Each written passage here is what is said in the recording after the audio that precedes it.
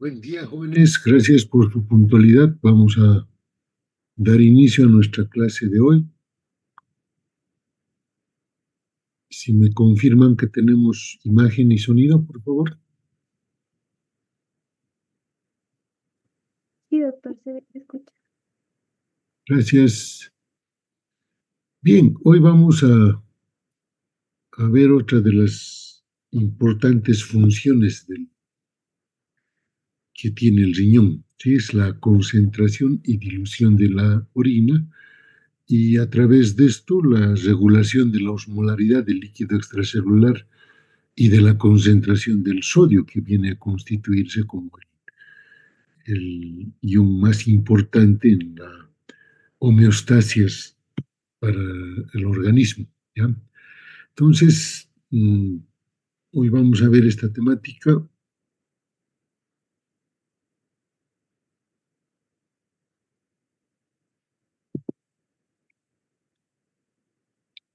Bien, ahora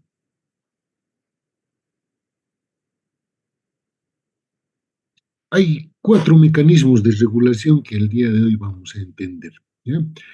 Los dos primeros son fáciles de entender, ¿no? La excreción de orinas diluidas y orinas concentradas, ¿no? Entonces vamos a ver cómo hace el riñón para hacer esto. En tercer lugar, la retroalimentación y control de la concentración del sodio y por lo tanto de la osmolaridad del líquido extracelular. Y vamos a entender otros dos mecanismos de equilibrio hídrico que se constituyen como el mecanismo de la sed y el apetito por la sal. Entonces, hoy nos vamos a dedicar a eso principalmente.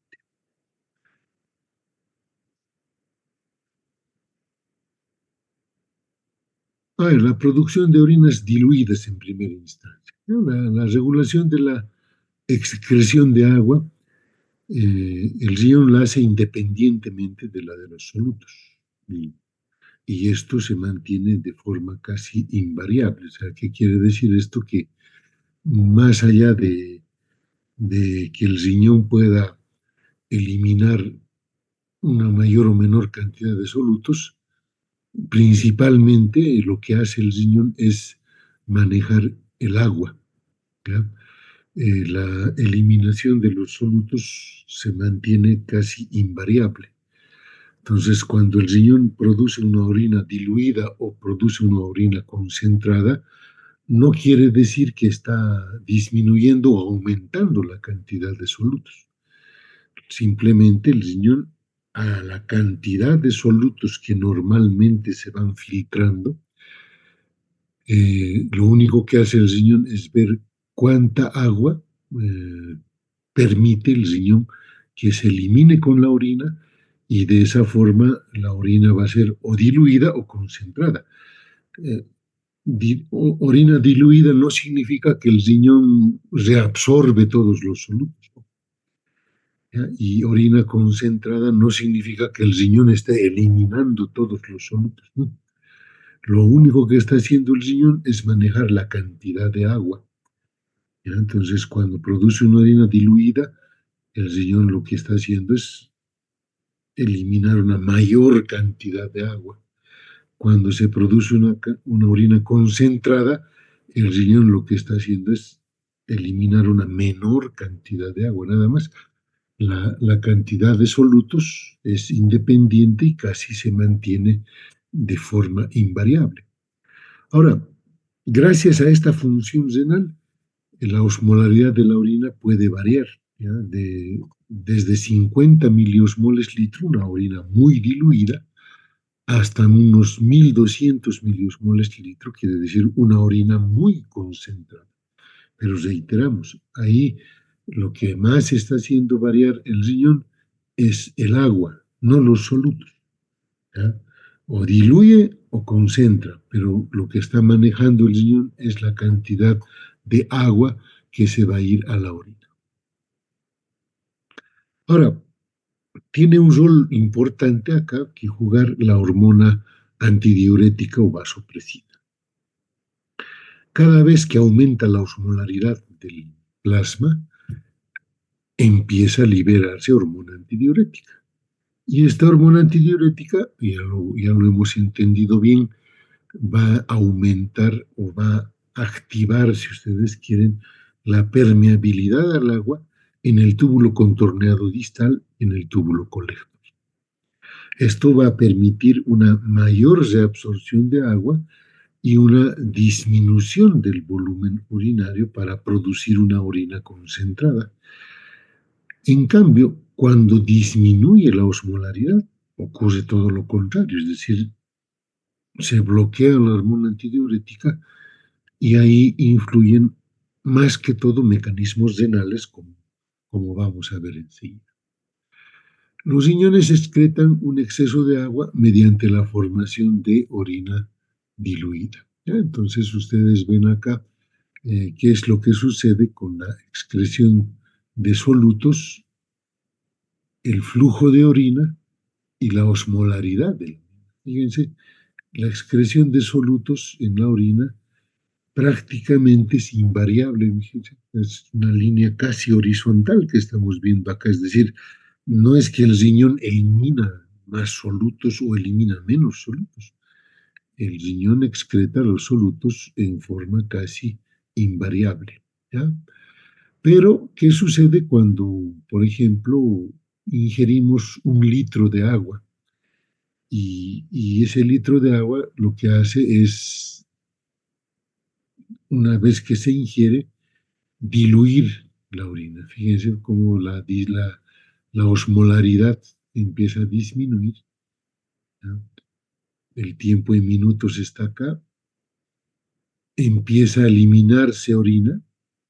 Fíjense, el flujo de orina por ml por minuto puede aumentar desde 1, 2, 3, 4 hasta 8 ml por minuto. ¿No? Fíjense, se elimina esa cantidad de agua que se ha ingerido y luego vuelve a la normalidad del tanto el flujo de orina como la osmolaridad de la orina y la osmolaridad del plasma, ¿no? Entonces, lo que está manejando el riñón claramente es que estamos determinando es la cantidad de agua que se va a eliminar. Para la producción de orinas diluidas son estrictamente mecanismos renales, ¿no? El filtrado glomerular al principio, cuando empieza en el túbulo contorneado proximal, dijimos nosotros ya que la osmolaridad del filtrado glomerular es similar a la del plasma, 300 miliosmoles más o menos. Por lo tanto, es una osmolaridad similar a la del plasma, ¿verdad? Entonces, se precisa diluir este filtrado. Entonces, ¿cómo se hace esto? Principalmente porque ocurre una mayor reabsorción de solutos en las porciones distales del sistema tubular, ¿no? Y hay un segmento diluyente de la orina, que es el asa de Henle y el túbulo contorneado distal, que son impermeables al agua, es decir, no reabsorben agua en esas porciones tubulares, y esos son los que se ocupan de la dilución de orina. Esto no tiene nada que ver con la hormona antidiurética, como vamos a ver.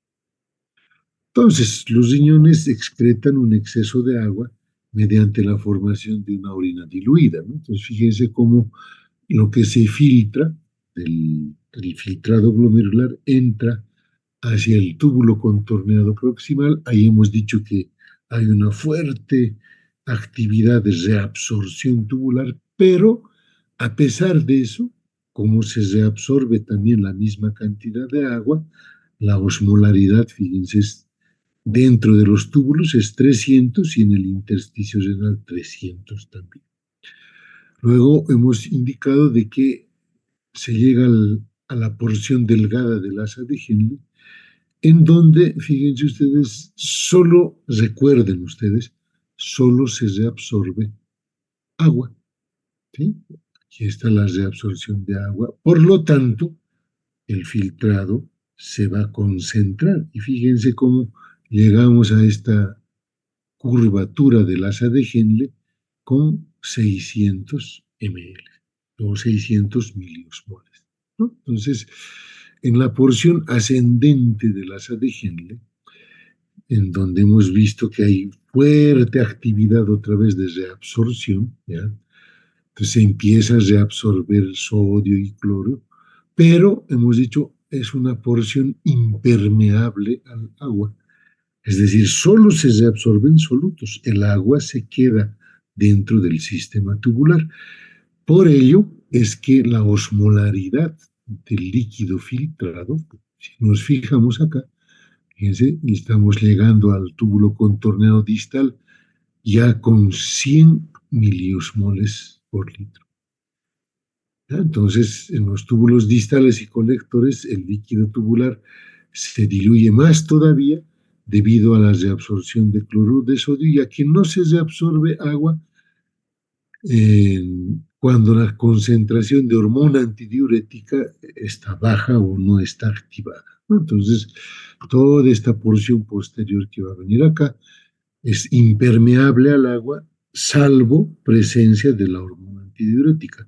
Si no hay presencia de hormona antidiurética, lo que se entiende es que se va a seguir reabsorbiendo solutos y el agua se va a seguir quedando. Por eso es que fíjense cuando llegamos al túbulo colector, normalmente la osmolaridad ya está en 70 miliosmoles, se sigue reabsorbiendo sodio y cloro, fíjense en la porción medular de los túbulos colectores, y al final se llega a una osmolaridad de 50 miliosmoles.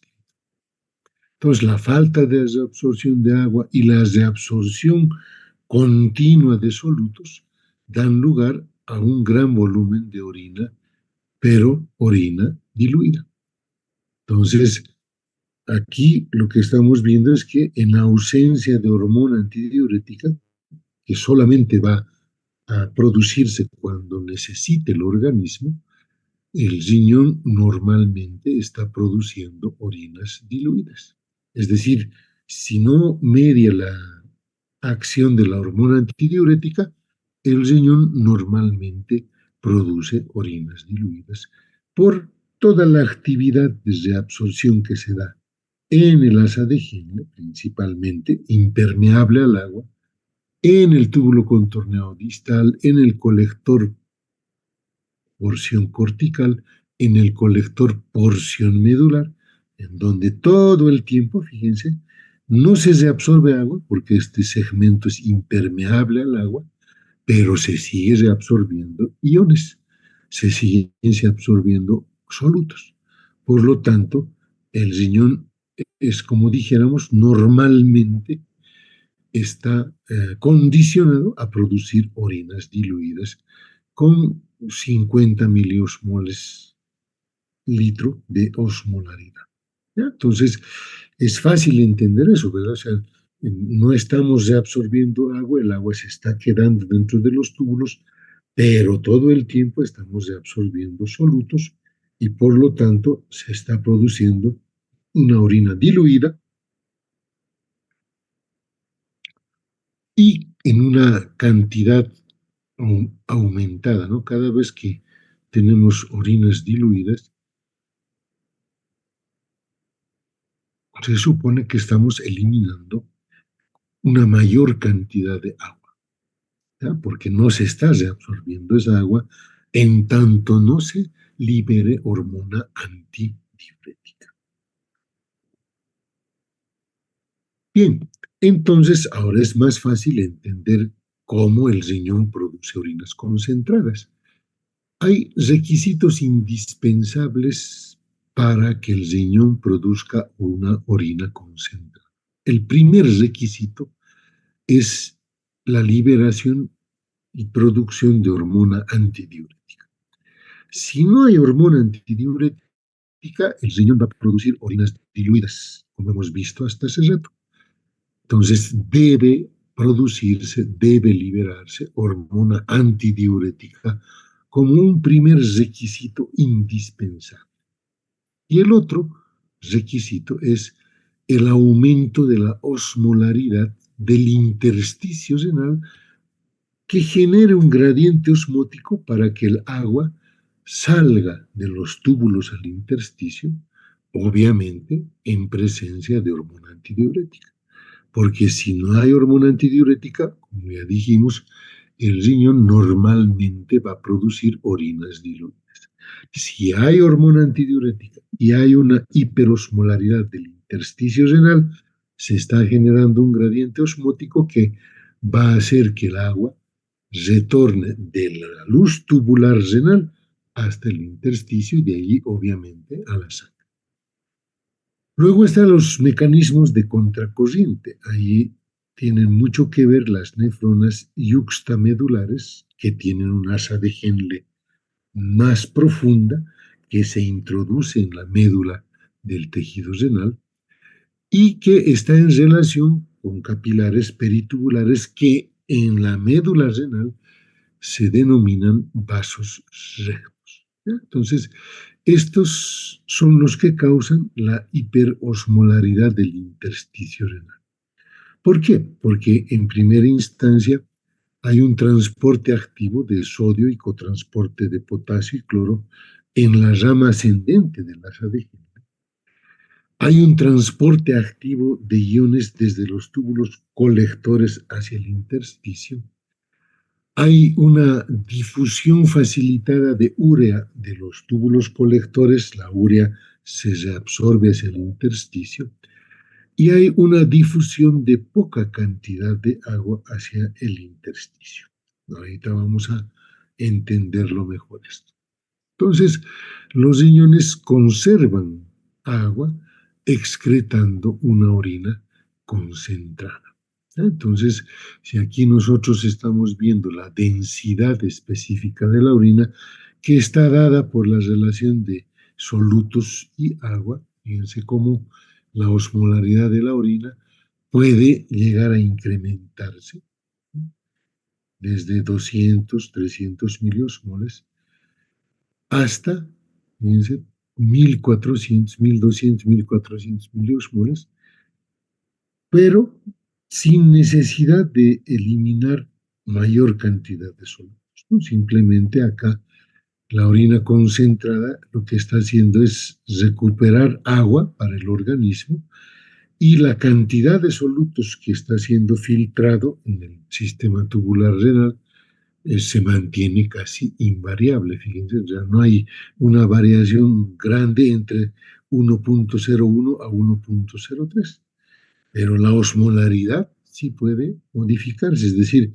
podemos eliminar una orina muy concentrada, ¿ya? De una osmolaridad mayor a 1200, pero con poca eliminación de solutos. Entonces, cada vez que decimos el riñón está eliminando una orina concentrada, no es que el riñón está eliminando solutos, no es que el riñón se está excretando solutos, ¿no? Lo que está haciendo el riñón es conservar el agua, reabsorber el agua y eliminar una orina en menor cantidad, en menor volumen, pero concentrada casi con la misma cantidad de solutos filtrados. Entonces, nuevamente estamos haciéndoles notar de que el riñón solamente está manejando la dilución o concentración de la orina con el manejo del agua. Voy a eliminar una orina diluida, estoy eliminando mayor cantidad de agua. Los solutos casi son invariables. Voy a eliminar una orina concentrada, voy a reabsorber el agua, conservar el agua, retener el agua, la cantidad de solutos va a ser prácticamente la misma. Pero como estoy reabsorbiendo el agua, el volumen urinario va a disminuir y va a incrementarse la osmolaridad de la orina. Entonces, el mecanismo de contracorriente da lugar a un intersticio renal medular hiperosmótico, ¿no? Y los principales factores que contribuyen al aumento de la concentración de solutos en el intersticio de la médula renal son, en primera instancia, el transporte activo de iones de sodio y el cotransporte de iones de potasio, cloro y otros fuera de la porción gruesa del asa, de la rama ascendente del asa de Henle hacia el intersticio medular. Y hemos dicho que esa porción gruesa es impermeable al agua. Solo se está reabsorbiendo sodio, potasio, cloro y otros. El agua se está conservando, hemos dicho, es por el segmento diluyente del sistema tubular renal. En los conductos colectores sigue ocurriendo lo mismo. Está reabsorbiéndose por transporte activo iones hacia el intersticio medular y no se reabsorbe agua porque esa porción del túbulo colector solo, o sea, es dependiente de la influencia de la hormona antidiurética. Si no hay hormona antidiurética, el agua se queda dentro del túbulo renal y los iones siguen reabsorbiéndose y se está produciendo una orina diluida. Pero esos iones que se están reabsorbiendo están volviendo al intersticio renal hiperosmótico. En los conductos colectores hemos hablado de la circulación de la urea, ¿verdad? Hemos dicho en el conducto colector, porción medular, la urea se reabsorbe hacia el intersticio, ayuda a incrementar la hiperosmolaridad del intersticio y luego se vuelve a reabsorber hacia el asa de Henle y empieza a hacer una recirculación. ¿No? El asa de Henle, túbulo contorneado distal, túbulo colector cortical, túbulo colector medular, otra vez se reabsorbe, incrementa la hiperosmolaridad del intersticio renal y otra vez reingresa hacia la salud. Entonces, esa difusión facilitada es la que además incrementa o contribuye a incrementar la hiperosmolaridad del intersticio renal. Ahora, la difusión de pequeñas cantidades de agua desde los túbulos medulares hacia el intersticio medular es mucho menor que la reabsorción de solutos hacia el intersticio. Entonces, se está reabsorbiendo todo el tiempo entre el asa de Henle, porción gruesa, túbulo contorneado distal, túbulo colector, la reabsorción persiste todo el tiempo, pero la permeabilidad al agua está mediada por la hormona antidiurética. Entonces, ahora vamos a ver eso. Entonces, ¿cómo se concentra la orina? Al principio, en el asa de Henle y su relación con el intersticio medular renal, existe la misma osmolaridad, ¿no? De 300 milios. Pero en la porción gruesa, hemos dicho, hay una importante reabsorción de iones por transporte activo y por lo tanto hay una mayor concentración de iones en el intersticio.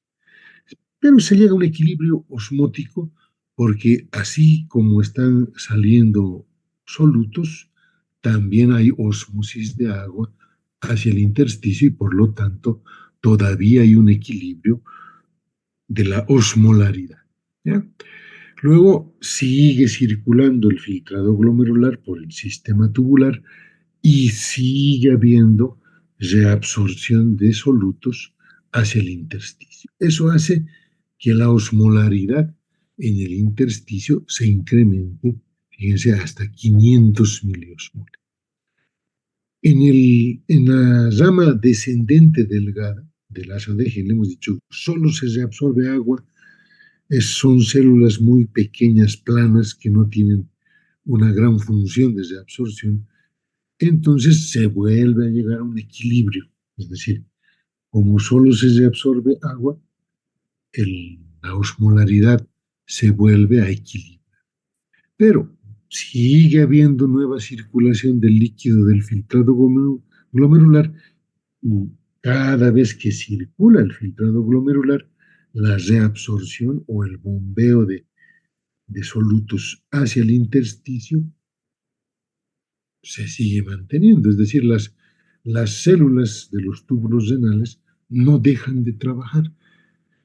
Estas células, en las porciones donde son células grandes con muchas mitocondrias para energía, con borde en cepillo, como es en la porción gruesa del asa de Henle y la túbulo contorneado proximal, hacen que entendamos que esas células están hechas para función de reabsorción por transporte activo primario, transporte activo secundario, etc. Entonces, este movimiento del filtrado glomerular permanente, es decir, esta circulación del filtrado glomerular, va a estar siempre sometida a la acción de la reabsorción por las células tubulares renales. Por eso se habla de un efecto multiplicador de corriente. ¿Ya? Es decir, la función de reabsorción de las células tubulares renales nunca para. Mientras el filtrado glomerular esté circulando, las células tubulares renales van a seguir reabsorbiendo. Entonces, ¿cuál es el rol del túbulo distal y del túbulo colector? El filtrado glomerular, como hemos visto, normalmente cuando llega al túbulo contorneado distal es diluido, es decir, tiene una osmolaridad de 100 miliosmoles litro. ¿Por qué? Porque en esa porción gruesa del asa de Henle y el túbulo distal, hemos dicho, hay reabsorción de todo el tiempo de solutos, pero es impermeable al agua. Lo hemos dicho, es el segmento de dilución del sistema tubular. La porción gruesa ascendente del asa de Henle es impermeable al agua. El túbulo contorneado distal es impermeable al agua. El túbulo colector cortical y porción medular son impermeables al agua, salvo que haya hormona antidiurética. Por lo tanto, normalmente en esas porciones se diluye el filtrado glomerular, por eso es hipoosmótico y llega a una osmolaridad de 100 miliosmoles por litro.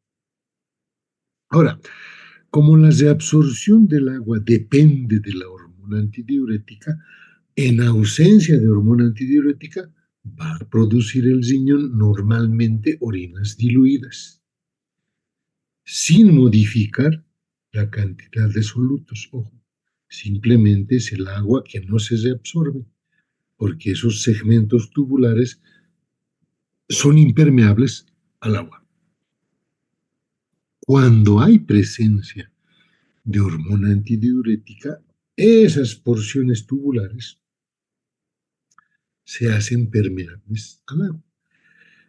Y como el intersticio renal está hiperosmótico, fácilmente se va a generar osmosis del líquido tubular renal hacia el intestino. Y por lo tanto, va a haber orina concentrada por la reabsorción del agua, no de los solutos, no, eso se va a mantener casi invariable.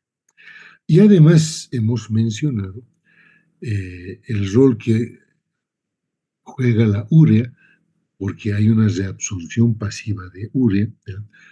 En el asa de Henle, túbulo distal y túbulo colector, perdón, hay poca permeabilidad a la urea, por tanto, su concentración dentro de los túbulos renales aumenta.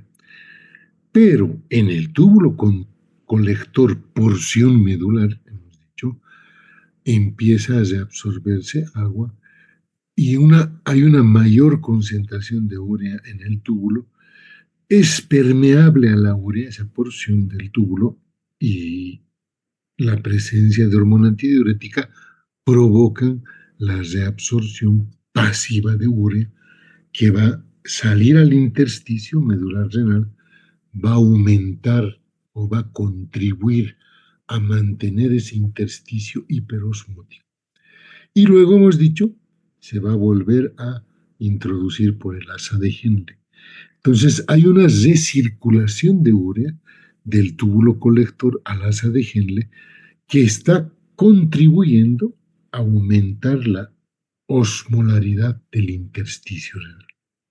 Ese paso, esa circulación de la urea, cada vez que llega al intersticio, aumenta la osmolaridad, vuelve hacia el asa de Henle, vuelve a recircular y en el túbulo colector porción medular vuelve a reabsorberse de forma pasiva. Entonces, esa recirculación de la urea contribuye a que tengamos un intersticio renal hiperosmótico. Entonces, fíjense de lo que estamos hablando, ¿no? Cuando estamos hablando de la recirculación de la urea en el túbulo colector porción medular, ¿no? Donde, fíjense, sale hacia el intersticio, contribuye a la hiperosmolaridad del intersticio y vuelve a reingresar al asa de Henle y vuelve a circular. ¿No? Fíjense, asa de Henle, túbulo contorneo distal, túbulo colector porción cortical, túbulo colector porción medular y vuelve otra vez a retornar. O sea, hay una recirculación de la urea, ¿ya? Entonces, toda la urea filtrada, fíjense, la urea que se ha filtrado por el glomérulo ingresa al sistema tubular, queda el 100% ahí, fíjense, ¿ya?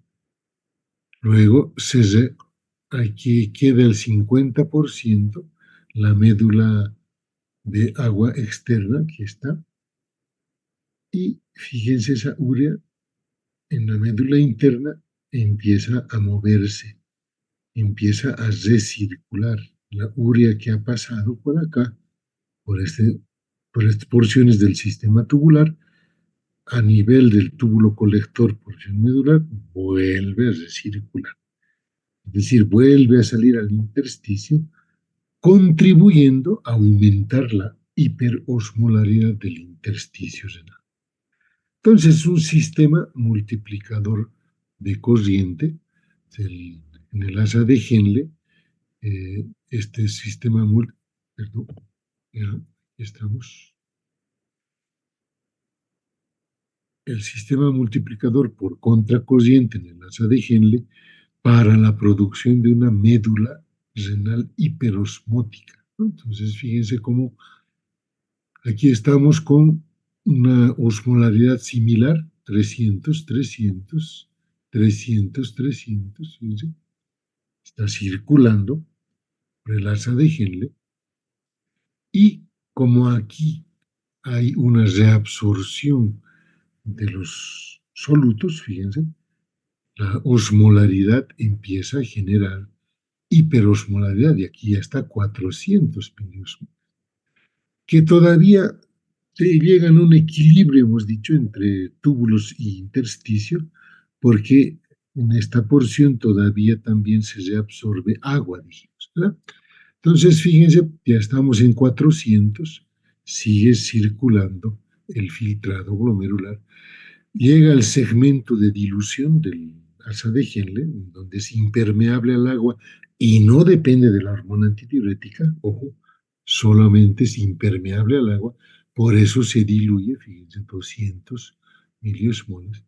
Entonces, sigue habiendo un bombeo activo de iones hacia el intersticio, reabsorción en el asa de Henle, y eso incrementa, fíjense, hasta 500 miliosmoles. Sigue recirculando el filtrado glomerular, ¿ya? Y al final, fíjense cómo este fenómeno de multiplicador de corriente ha llegado a incrementar la osmolaridad del intersticio medular renal hasta 1200. ¿Ya?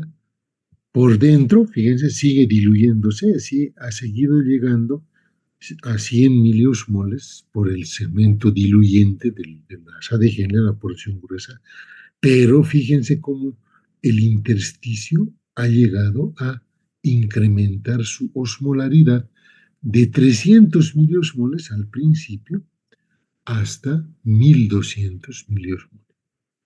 Y esto, hemos dicho, genera además un gradiente osmótico que va a hacer que se reabsorba más agua, principalmente cuando hay secreción de hormona antidiurética y que se haga permeables, las últimas porciones tubulares renales se hagan permeables al agua.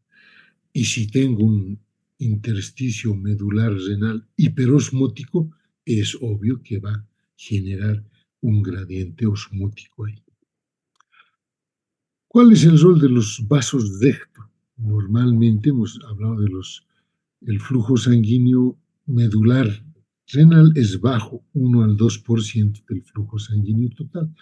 Y los vasos rectos actúan como intercambiadores de contracorriente por su estructura en U que tienen. ¿Ya? No es que generan hiperosmolaridad. Lo importante es que los vasos rectos ayudan a mantener la hiperosmolaridad. Eso que quede claro.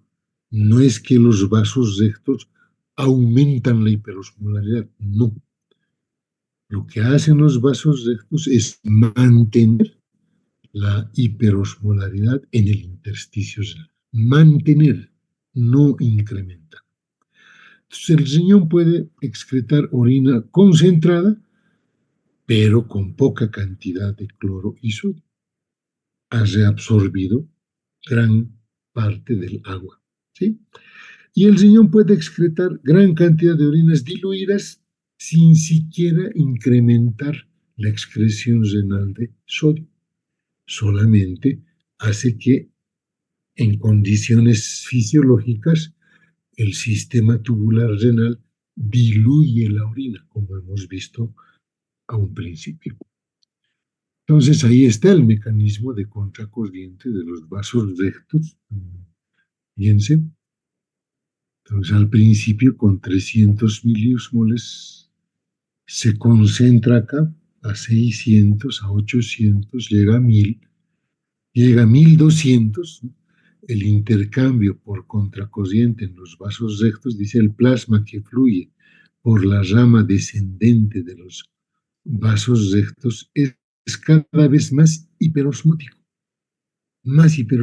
fíjense.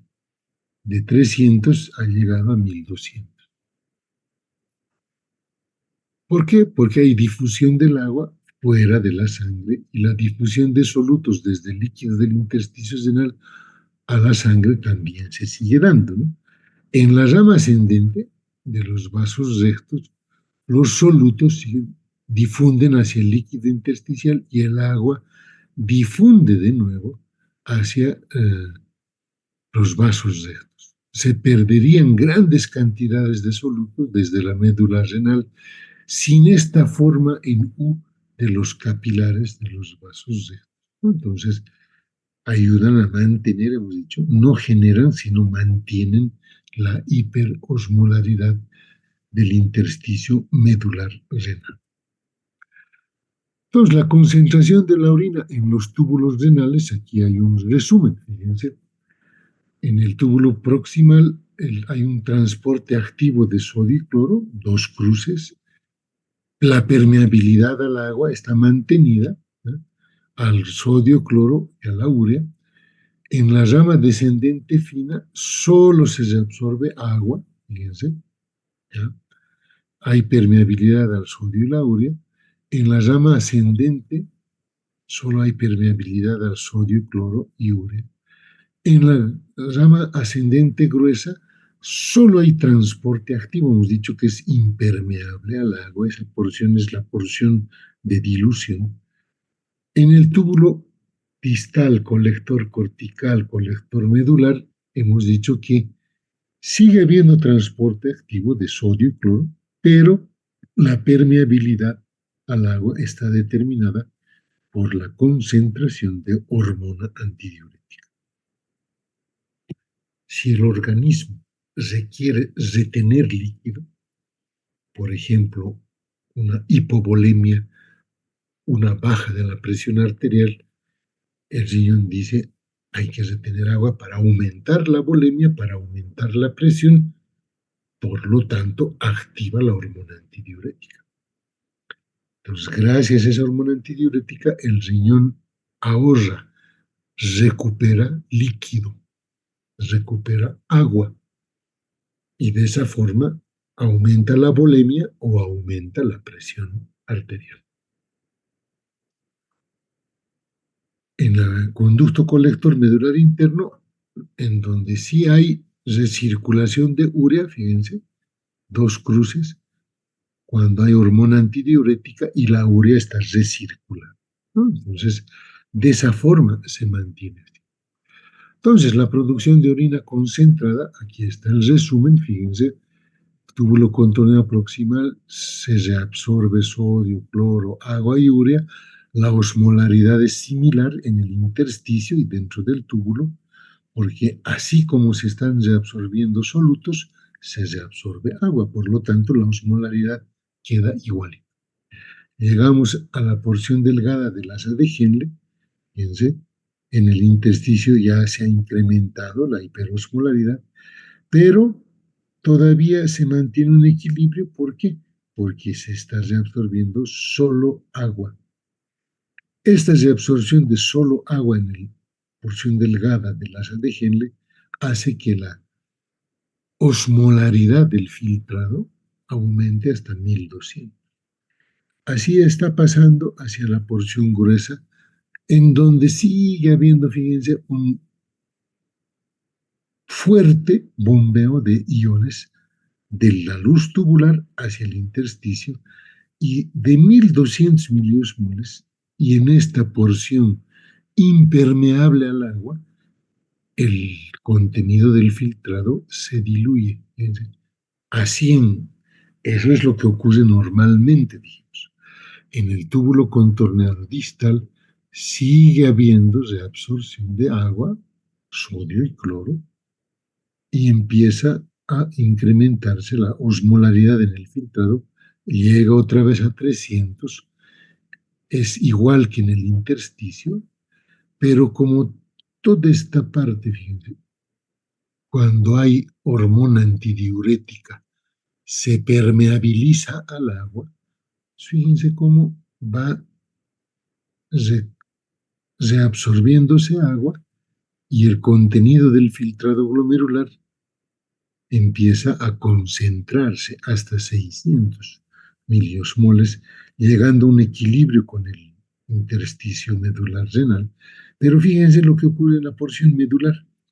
Sigue habiendo bombeo tanto de agua como de sodio, cloro, urea, la recirculación de urea, y eso hace que la osmolaridad dentro de la luz tubular renal se incremente hasta 1200 y se elimine con esa osmolaridad orina concentrada sin que signifique que estemos perdiendo solutos, ¿no?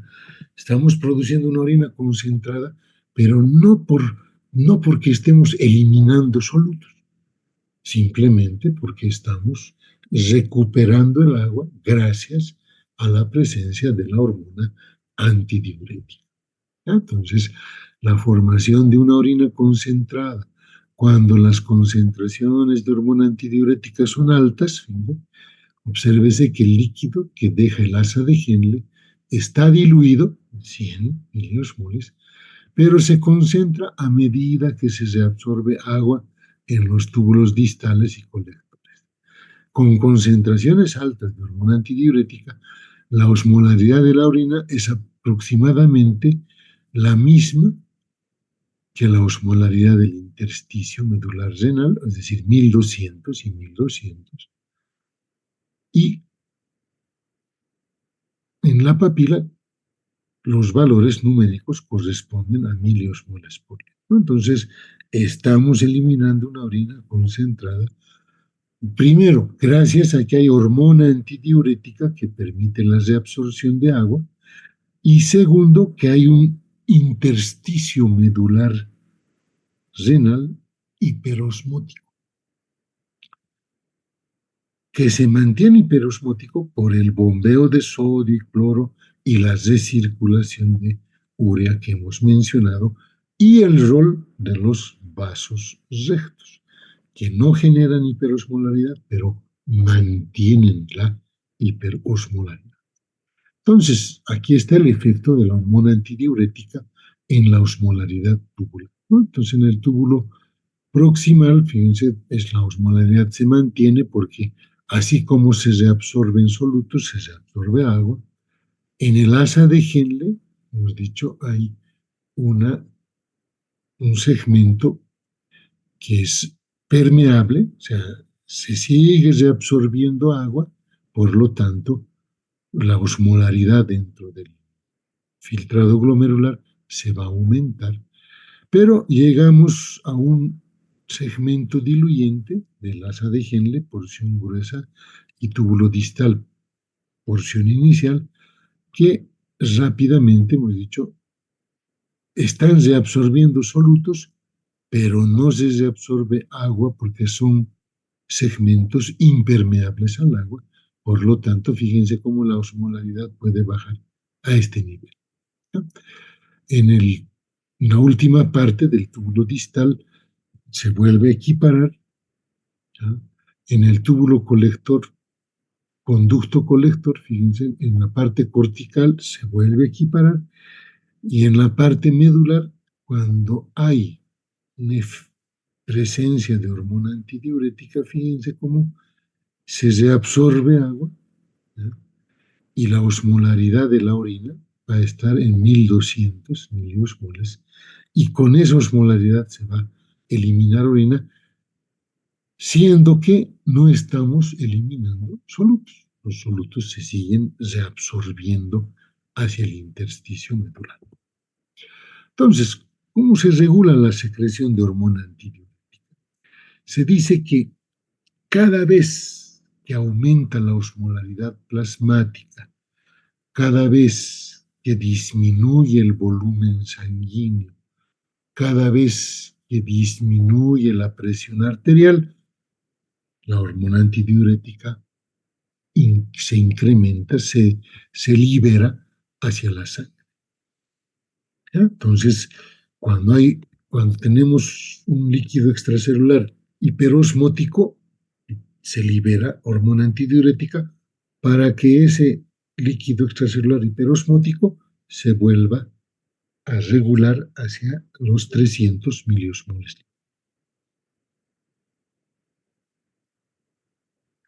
Hay otros elementos que pueden estimular la secreción de hormona antidiurética, por ejemplo, las náuseas, la hipoxia y ciertos fármacos, ¿no? Como la morfina, la nicotina, la ciclofosfamida, pueden incrementar a la hormona antidiurética. Ahora, ¿cuándo se para la producción o liberación de hormona antidiurética? Cuando la osmolaridad está disminuida en el plasma, no tenemos por qué retener agua, ¿no? Porque si retuviéramos agua, diluiríamos más esa osmolaridad. Cuando hay un aumento del volumen de sangre, no tenemos por qué retener agua, porque si no aumentaríamos pues, el volumen de sangre. Y cuando la presión arterial está aumentada, tampoco tenemos que retener agua, porque si retuviésemos agua, aumentaríamos más la presión arterial. Por lo tanto, en esas situaciones, la hormona antidiurética se bloquea, no se produce. Pero hay ciertos fármacos y productos químicos, como el alcohol, por ejemplo, la clonidina, que es un antihipertensivo, y el haloperidol, un bloqueante de la dopamina, que pueden reducir la producción de hormona antidiurética, ¿verdad? Por eso es que cuando se consume alcohol, ustedes mismos lo han debido notar, cuando consumen alcohol en las fiestas, en sus reuniones, van cada rato al baño, ¿verdad? Y empiezan a orinar, y si se dan cuenta, la orina cada vez más es más clara, más parecida a agua. ¿Por qué? Porque no hay hormona antidiurética y están produciendo orinas diluidas, ¿sí? Pero no porque el riñón lo quiera, sino porque están consumiendo fármacos que están produciendo eso, ¿ya? Entonces, el alcohol, la clonidina, el haloperidol pueden hacer que se reduzca la producción de hormona antidiurética y por lo tanto se produzcan orinas diluidas. Esta capacidad de concentración de la orina puede verse alterada. Por ejemplo, en situaciones en donde hay una secreción inadecuada de hormona antidiurética, ¿ya? Ya sea por falla en la producción de hormona antidiurética, a eso se llama diabetes insípida central, es decir, el paciente no produce hormona antidiurética, por lo tanto, sus orinas van a ser todo el tiempo diluidas en gran cantidad y va a haber sed, ¿no? Es decir, no es que es diabético con hiperglicemia, no. Aquí hay orinas diluidas y sed porque no se está produciendo hormona antidiurética. En ciertos traumatismos cráneoencefálicos e infecciones que pueden ingresar al sistema nervioso central, las meningitis, por ejemplo, pueden producir secreción inadecuada de hormona antidiurética. Segundo, puede fallar el mecanismo de contracorriente, por lo tanto, no se produce la hiperosmolaridad intersticial. Y obviamente, si no hay un intersticio medular renal hiperosmótico, no se puede concentrar orina. El paciente va a seguir eliminando orinas diluidas y en gran cantidad.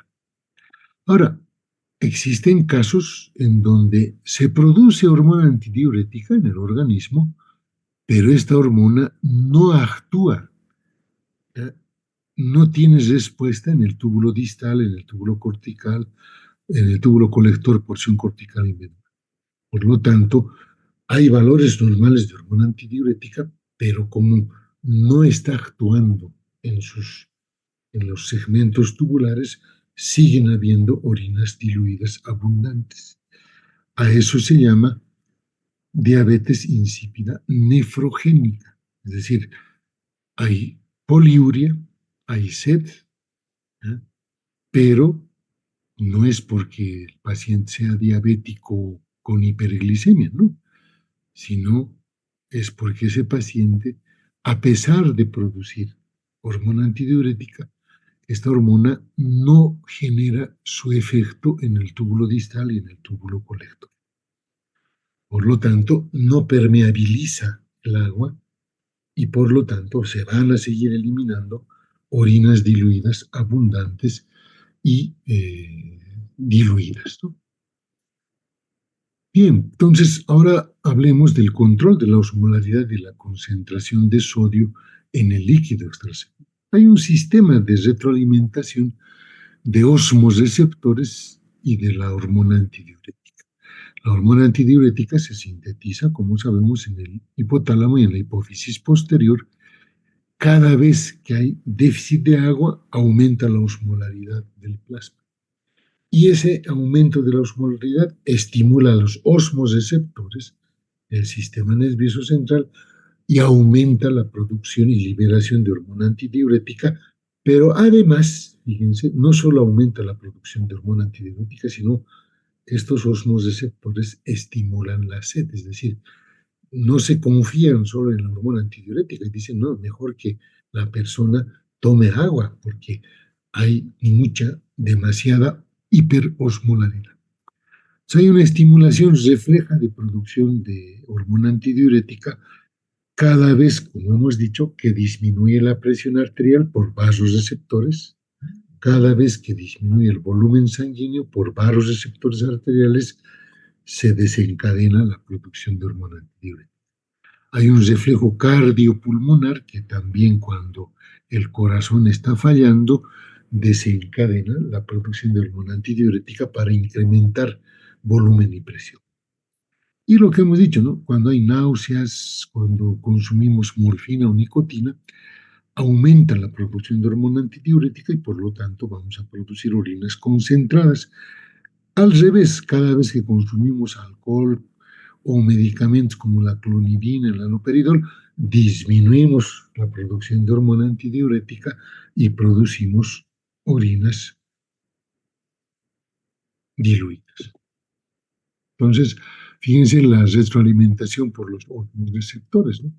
Cuando hay deficiencia de agua, aumenta la osmolaridad del líquido extracelular, los osmoreceptores se activan porque están notando ese aumento de la osmolaridad y aumentan la secreción de hormona antidiurética por la hipófisis posterior. Esto aumenta la hormona antidiurética en el plasma sanguíneo. Esto aumenta la permeabilidad al agua en los túbulos distales y colectores, se reabsorbe más cantidad de agua y por lo tanto hay una orina con poca cantidad de agua excretada, ¿no? Una orina concentrada.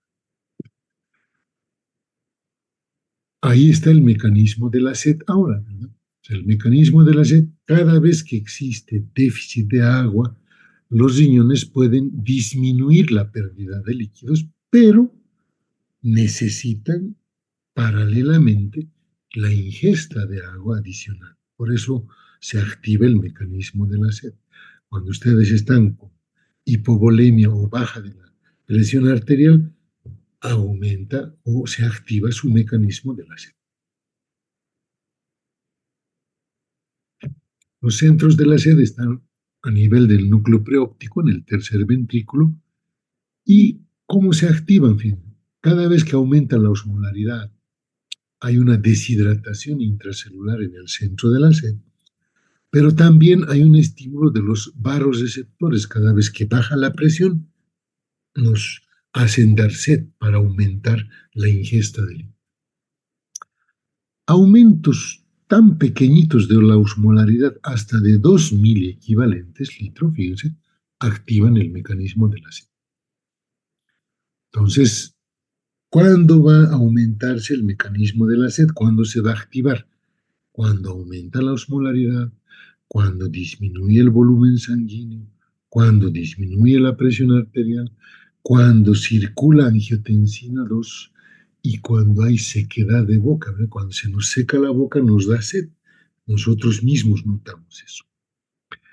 Cuando disminuye el mecanismo de la sed, cuando disminuye la osmolaridad, cuando aumenta el volumen sanguíneo, cuando aumenta la presión sanguínea, cuando disminuye la angiotensina 2 y cuando hay distensión gástrica. Ustedes se van a dar cuenta que cuando tenemos sed empezamos a tomar agua, ¿sí? Nos da sed, nos da sed, nos da sed. Pero cuando el estómago se llena de agua y se distiende de agua, ya no podemos seguir tomando. Nosotros mismos decimos, no, ya no me entra más agua. El estómago se ha distendido. Por lo tanto, reduce el estímulo o el mecanismo de la sed. Y por último está el apetito por la sal. ¿Qué quiere decir esto? Cada vez que baja la concentración de sodio en el líquido extracelular, cada vez que disminuye la presión arterial, cada vez que disminuye el volumen sanguíneo, hay un mecanismo similar al de la sed. Se estimula el apetito por la sal. O sea, la persona quiere comer sal. Esto explica el por qué un niño deshidratado con diarrea acepta la sal de rehidratación oral, acepta con todo agrado. ¿Por qué? Porque tiene apetito por la sal. ¿Verdad? Porque si no estuviera así de deshidratado, nadie tomaría agua con sal. A nadie le gustaría tomar agua con sal. Pero cuando uno está deshidratado, uno lo toma con mucho gusto. ¿Por qué? Porque está con apetito por la sal. Entonces, el aporte de sodio en la dieta normal es de 100 a 200.000 equivalentes día, por lo tanto, tendría que haber mucha pérdida de sodio para llegar a un estado de deshidratación que aumente la sed y que aumente el apetito por la sal. La angiotensina y la aldosterona influyen muy poco en la concentración de sodio. Sabemos que su efecto de la angiotensina 2 y de la aldosterona es aumentar la reabsorción de sodio. Pero, ¿por qué no influyen mucho en su concentración? Porque cada vez que se absorben sodio, también se absorben agua al mismo tiempo. Por lo tanto, no varían mucho la osmolaridad. En condiciones normales, el efecto de la angiotensina y de la aldosterona es superado por el sistema de la hormona antidiurética y el mecanismo de la sed. Entonces, el apetito por la sal solamente se da en condiciones extremas de deshidratación, cuando hemos perdido mucho sodio, hiponatremia, cuando ha bajado la presión, cuando ha bajado el volumen y se ha activado, junto con el mecanismo de la sed, el apetito por la sal. Nos da sed y además aceptamos líquidos con sal, ¿sí? Los líquidos de rehidratación. Muy bien, entonces de esa forma estamos terminando nuestro capítulo de orinas diluidas y orinas concentradas. Estamos en hora también, ya faltan 6 minutos para las 8 de la mañana, entonces si no hay ninguna pregunta, nos volveríamos a ver el día viernes en nuestra clase.